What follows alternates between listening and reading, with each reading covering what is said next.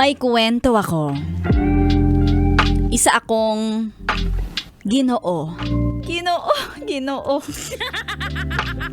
Meron akong girlfriend. At 6 months pa lang kami. Nakilala ko siya sa isang dating site. At doon pa lang sa profile picture niya, sobrang nagandahan na ako sa kanya. Ang hot kasi niya. Ang init niya. Ang mga pictures na pinopost niya, laging bagong ligo. Sa picture pa lang, amoy na amoy ko na ang halimuyak niya. Ay! Parang lalabasan agad ako ng ngiti sa labi. Ay! At kahit pa nga sa pictures niya, napawis siya. Sa gym, ay naaamoy ko, parang ang fresh pa rin ng pawis niya. Ay grabe, in love na yung ganyan ha. Halos 1 buwan din kaming magka-chat sa dating site. Mahilig siya sa pag-gym. Sa isip-isip ko nga, ay, jackpot! Ang sexy nito sa personal. Hanggang sa nagplano na kami ng date. At nung nagkita kami, walang kaduda-duda ang kanyang ganda.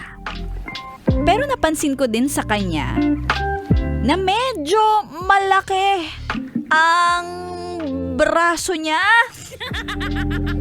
Hindi dahil sa taba, kundi dahil sa malalaking muscles niya. Sa bicep at tricep.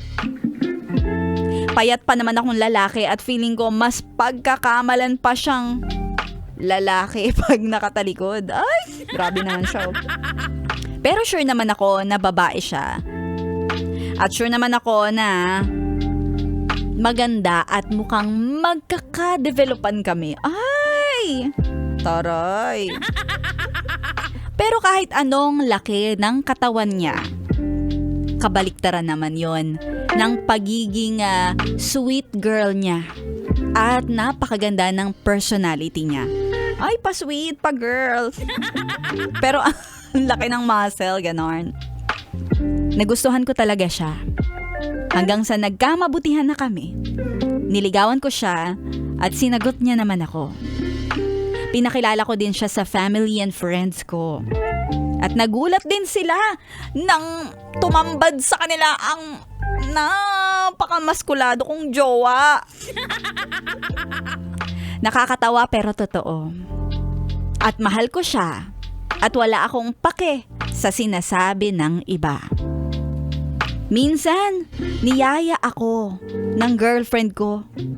Umakyat daw kami ng bundok.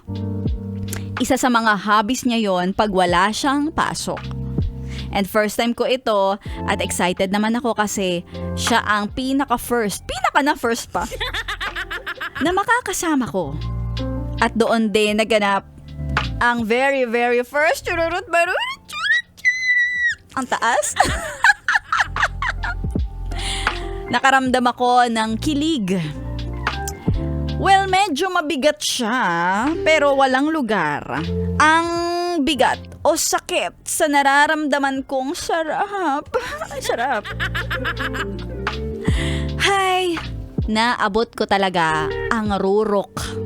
Literal. Ay. Kinabukasan nga, grabe as in, inabot ng sakit ng katawan ko. Binat, lagnat, sakit ng ulo, sakit ng katawan. Ang sakit lahat. Para akong napilayan. At kaya naman kinamusta ko ang girlfriend ko. Dahil nag-aalala ko ay baka masama din ang pakiramdam niya. Nais ko siyang alagaan. Pero nagulat ako. Dahil nakapasok pa siya sa trabaho. Nasa gym pa nga daw siya. Pagkatapos ng pag-akyat namin sa bundok at sa aming mga ganap-ganap, eksena, chururut barurut churut-churut.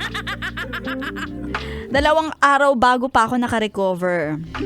At ngayon, lesson learned sa akin na paghandaan ang pag-akyat sa rurok ng ng kabundukan. 101.1 Yes FM.